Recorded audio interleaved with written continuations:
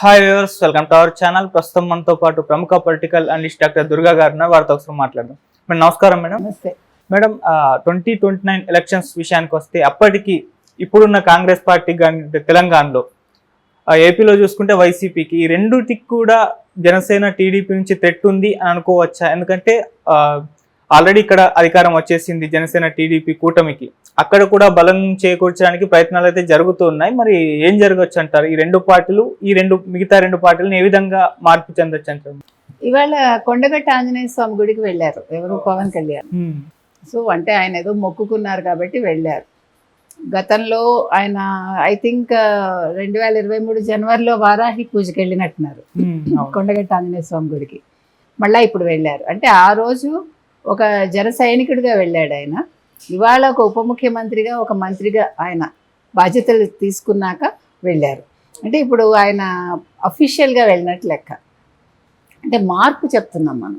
ఒక ఆల్మోస్ట్ ఏడనర్థంలో జరిగిన మార్పు ఇది. ఏడనర్థం కూడా కాదు, ఇంకా కొంచెం తక్కువే.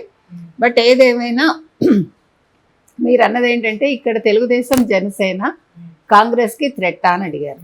అయితే ఇప్పుడు తెలుగుదేశాన్ని మనకు తెలుసు, మన కళ్ళ ముందు మనం చూసాము ఎట్లా కేసీఆర్ గారు దాన్ని పతనానికి తీసుకురావాలని చూసారో మనకు తెలుసు. అయినప్పటికీ అది ఇంకా కొనూపిరితో ఉంది. తెలుగుదేశం ఏమీ ఇదైపోలా. కాబట్టి ఇప్పుడు this is the right time.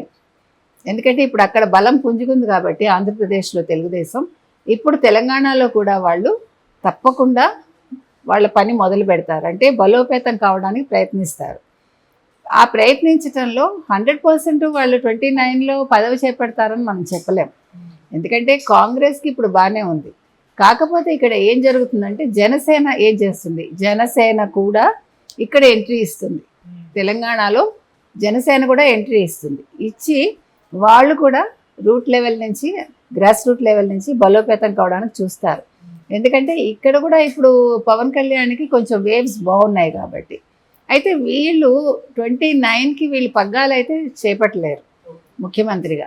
కాకపోతే కాంగ్రెస్కి ఎక్కడ థ్రెట్ వస్తుందంటే బీజేపీ పుంజుకుంటే, ఇప్పుడు బీఆర్ఎస్ శ్రేణులు అందరూ కూడా బీజేపీకి వెళ్ళిపోతే బీజేపీ కొద్దో గొప్ప బలోపేతం అవుతుంది. యాక్చువల్గా మొన్న కనుక బీజేపీకి ఈ సెటిలర్స్ ఎవరైతే ఉన్నారో, ఆంధ్ర సెటిలర్స్ ఎవరైతే ఉన్నారో వాళ్ళు బీజేపీకి వేశారు ఓట్లు. ఒక మల్కాజ్గిరి కావచ్చు, ఇట్లా కొన్ని ప్రాంతాలు ఉన్నాయి. సో అవి వీళ్ళు ఎన్కాష్ చేసుకోలేకపోయారు ఎవరు, కాంగ్రెస్ వాళ్ళు. దానివల్ల 12 సీట్లు రావాల్సిన వాళ్ళకి 8 సీట్లు వచ్చినట్టున్నాయి. ఆ 4 పోగొట్టుకున్నారు వాళ్ళు. కాబట్టి ఇక్కడ బీజేపీ బలం పొందడానికి అవకాశం ఉంది. ఇక్కడ బీజేపీ కనుక బలం పుంజుకుంటే 29కి tug of war Congress and BJP నడుస్తుంది. కాకపోతే మధ్యలో తెలుగుదేశమును జనసేన బలోపేతం అవుతాయి. కొంతలో కొంత సీట్లు అయితే తెచ్చుకుంటాయి. అంటే వాటి ఉనికిని కాపాడుకుంటాయి. అంతవరకు మనకి తెలంగాణ మనం చెప్పగలం. ఇక ఆంధ్రప్రదేశ్ పరిస్థితికి వస్తే అసలు 151 ఏంటి, వై నాట్ 175 నుంచి ఓన్లీ 11 దాకా వచ్చారు వాళ్ళు, అంతే. సో ఈ 11లో కూడా ఇప్పుడు చాలామంది ఎటువైపు వెళ్ళాలి, ఎలా జంప్ చేయాలి అని చూస్తున్నారు. వీళ్ళు ఈ ఎమ్మెల్యేలు ఎవరైతే నిల్చున్నారో వీళ్ళలో ఒక 80 మంది పైగా కొత్త వాళ్ళు ఉన్నారు. మిగతా వాళ్ళందరూ కూడా పాత వాళ్ళు కూడా నోటి దోలతోటి వాళ్ళు పదవి తెచ్చుకోవాలా. ప్రజలు తిరస్కరించారు వాళ్ళని. ఇంకా ఉన్న కొద్దో గొప్ప కూడా ఎందుకు వచ్చాయంటే అది మేబీ రిగ్గింగ్ జరిగి రావచ్చు. వాళ్ళు రిగ్గింగ్ అని వీళ్ళని అన్నారు కానీ కాదు, వాళ్ళకి రిగ్గింగ్ జరిగి ఈవీఎంస్ వాళ్ళు ఇది చేసి అక్కడ ఎవరైతే పాత పోలీసులు వాళ్ళు ఉన్నారో వాళ్ళు కూడా ఒక కారణం అయ్యారు వీళ్ళకి ఈ ఓట్లు రావడానికి, అంటే ఈ 11 సీట్లు రావడానికి.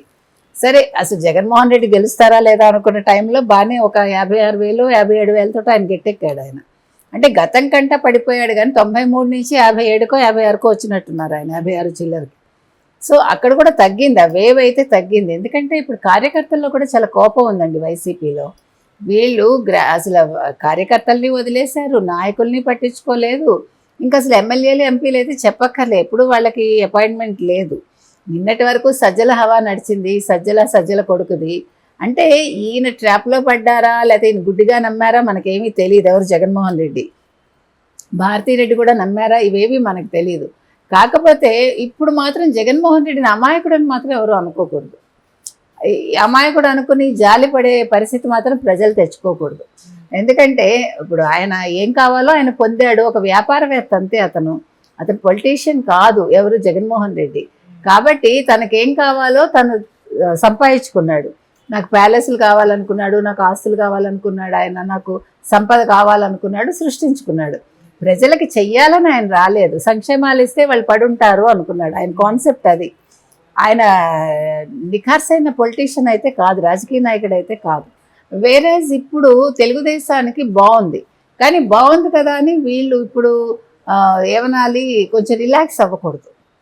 29 అనేది మైండ్లో పెట్టుకునే ఉండాలి వీళ్ళు. At the same time Janasena, ఇప్పుడు జనసేన చేసిన ఒక గొప్ప పని ఏంటంటే వైసీపీని జనసేన ఆక్రమించింది. వైసీపీ స్థానాలని జనసేన ఆక్రమించింది, మీరు గుర్తుపెట్టుకుంటే. ఈ ఆక్రమణ వల్ల ఏమైందంటే ఇప్పుడు 21 సీట్లు ఉన్నాయి, సాలిడ్ 100% తెచ్చుకున్నారు వాళ్ళు. సో ఇప్పుడు ఆ 11 సీట్లు కూడా వీళ్ళు తెచ్చుకోవాలి. ఈ 11 సీట్లు కాకుండా తెలుగుదేశంలో కూడా కొంత వాళ్ళు తీసుకోవాలి. అంటే కనీసం ఒక 50 సీట్లకు వాళ్ళు ప్లాన్ చేసుకోవాలి. 50 తెలుగుదేశం ఇస్తుందో ఇవ్వదో మనకు తెలియదు, కానీ వాళ్ళు అట్లా ప్లాన్ చేసుకుంటే వాళ్ళు ఇంకా బలోపేతం అవుతారు. బలోపేతం అయ్యాక 29కి అయితే జనసేన ఎవరు, పవన్ కళ్యాణ్ సీఎం అవరు, మనకి తెలిసి లోకేష్ సీఎం అయ్యే అవకాశం ఉంది. వేరే 34కి ఖచ్చితంగా జనసేన 100% తెచ్చుకుని పవన్ కళ్యాణ్ అప్పుడు సీఎం అయ్యే అవకాశం ఉంది. అంటే ఇవన్నీ ప్రాతిపదికగా పెట్టుకుని అతను కంగారు పడకుండా ఇప్పుడు ఏ మూడ్లో అయితే అతను వెళ్ళారో, ఈ 10 ఏళ్ళు కష్టపడటం వేరు, ఈ 5 ఏళ్ళు కష్టపడింది వేరు, ఇప్పుడు రాబోయే 5 ఏళ్ళు కష్టపడేది వేరు. సో ఇప్పుడు ఒక బేస్ తెచ్చుకున్నాడు ఆయన. ఈ బేస్ నుంచి ఆయన ఇంకా దీన్ని ఎట్లా మనం స్ట్రాంగ్ చేయాలి, దీన్ని ఎట్లా నెమ్మదిగా పైకి వెళ్ళాలి. గ్రాఫ్ ఒక్కసారి పైకి వెళ్ళకూడదు, ఎప్పుడు తప్పని కింద పడిపోతారు. కాబట్టి మనసుల్ని గెలుచుకున్నాడు కాబట్టి దాన్ని ఇంప్రూవ్ చేసుకుంటూ ప్రజలకు ఏం కావాలో చేశారనుకోండి, ఖచ్చితంగా జనసేన ఇప్పుడు 29 ఎలక్షన్స్లో ఇంకా మంచిగా సీట్లు వస్తాయి. అంటే ఇంకా ఎన్ని గెలిస్తే అన్నీ వస్తాయి. ఇప్పుడు 21కి 21 తెచ్చుకున్నట్టుగా.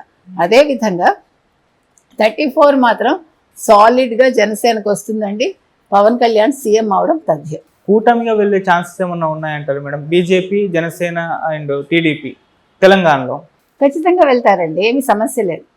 ఇప్పుడు వెళ్ళినందువల్ల వచ్చిన నష్టం లేదు, ఎందుకంటే బలంగా ఉంటారు. ఇప్పుడు కాంగ్రెస్కి ఒక థ్రెట్ అది. ఇప్పుడు కాంగ్రెస్ కంటే ఇప్పుడు బీజేపీ నిజంగా తెలంగాణలో వాళ్ళు పుంజుకోవాలంటే సేమ్ ఇదే ఫార్ములా ఇక్కడ ఫాలో అయితే, అంటే కొంచెం వీళ్ళకి తగ్గుతాయి, వాళ్ళకి ఎక్కువ వస్తాయి బీజేపీకి. బీజేపీ వాళ్ళు డిసైడ్ చేసే లెవెల్లో ఉండొచ్చు. ఖచ్చితంగా బీజేపీకి అది ప్లస్సే. ఎప్పుడైతే తెలుగుదేశాన్ని జనసేనని కలుపుకుంటారో అప్పుడు ఆంధ్రప్రదేశ్లో ఎట్లా ఉందో అంతకు మించి ఇక్కడ ఉంటుంది. అదేవిధంగా 34 మాత్రం సాలిడ్గా జనసేనకు వస్తుందండి. పవన్ కళ్యాణ్ సీఎం అవడం తథ్యం. కూటమిగా వెళ్ళే ఛాన్సెస్ ఏమన్నా ఉన్నాయంటారు madam? BJP, Janasena and TDP తెలంగాణలో ఖచ్చితంగా వెళ్తారండి, ఏమి సమస్య లేదు. ఇప్పుడు వెళ్ళినందువల్ల వచ్చిన నష్టం లేదు, ఎందుకంటే బలంగా ఉంటారు. ఇప్పుడు కాంగ్రెస్కి ఒక థ్రెట్ అది. ఇప్పుడు కాంగ్రెస్ కంటే ఇప్పుడు బీజేపీ నిజంగా తెలంగాణలో వాళ్ళు పుంజుకోవాలంటే సేమ్ ఇదే ఫార్ములా ఇక్కడ ఫాలో అయితే, అంటే కొంచెం వీళ్ళకి తగ్గుతాయి, వాళ్ళకి ఎక్కువ వస్తాయి బీజేపీకి. బీజేపీ వాళ్ళు డిసైడ్ చేసే లెవెల్లో ఉండొచ్చు. ఖచ్చితంగా బీజేపీకి అది ప్లస్సే.